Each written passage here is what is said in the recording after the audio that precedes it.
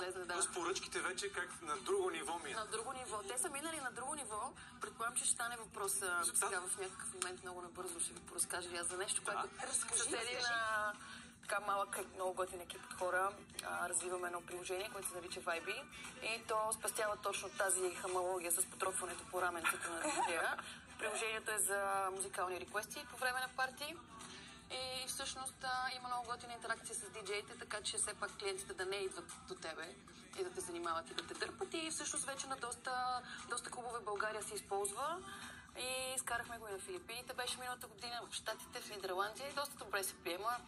Адски много диджеи, адски много клубове вече цяла България го ползват. Това е страхотно, това е доста цивилизовано, отколкото 50 лева. Да, има ли, точно това ще да питам, има ли там в приложението да сложиш някой лев и моята песен да е преди песента на Петър?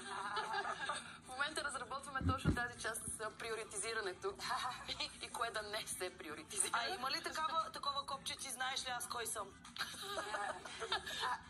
Ще те вземаме за адвайзър. Нещо друго.